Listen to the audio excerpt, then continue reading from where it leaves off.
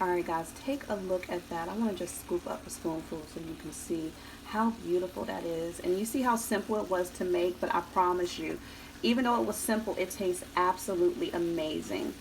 Hey everybody, welcome back to my channel. My name is Tamisha and you are watching A Mouthful. If you are joining us for the first time, welcome. And if you are a current subscriber, thank you so much for tuning in. As always, please hit the subscribe button for more recipe and grocery haul and all things food related videos in the near future.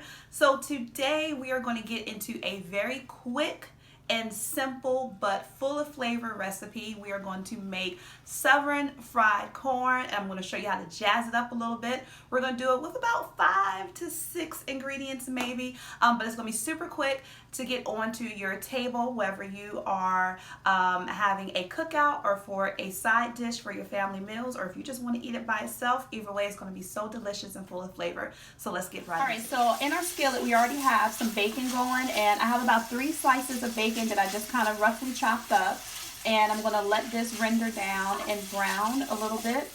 And you can use ham, or you can omit the bacon altogether. You don't have to. I just feel like it just adds an extra layer of flavor to it.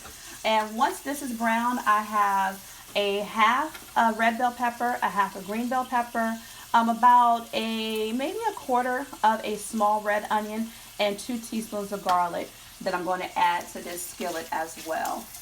So we'll get this to cook for about another minute before we add our vegetables in. All right, so what we're going to use in this recipe is we're going to use fresh corn, which is just our whole ears of corn.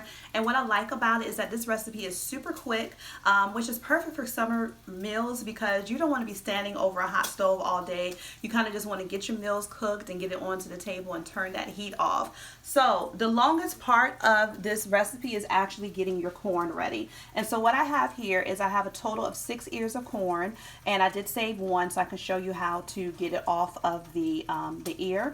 But the longest part of this recipe is actually going to be shucking your corn and cutting it off of the ear. And if you have a teenager like me, you can have them do it for you to save yourself some time. So a quick tip is, so that your bowl is not moving around, especially when you're working with a knife, is just add a towel down, or maybe a wet paper towel, just to keep your bowl from moving so much as you take your corn and your knife. I'm just using a small paring knife and just slicing the corn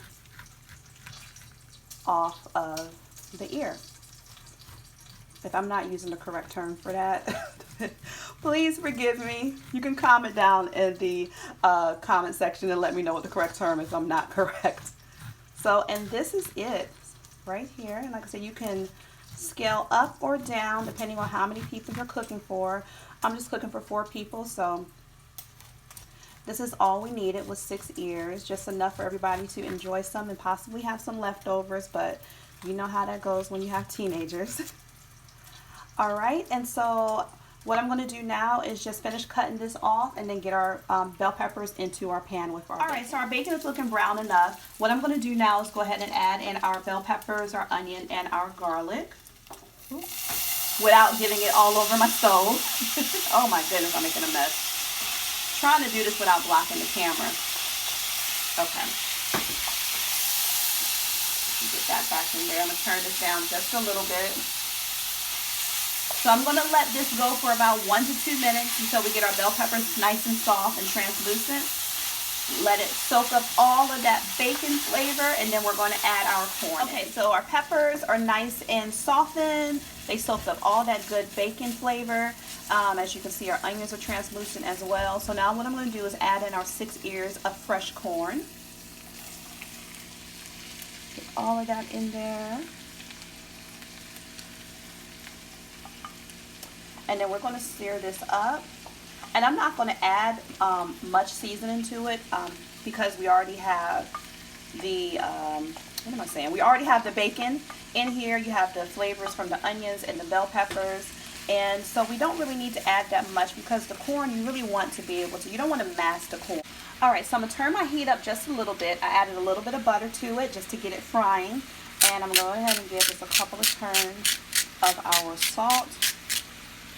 And then I like a lot of black pepper, and especially fresh ground black pepper. I'm going to add that in as well.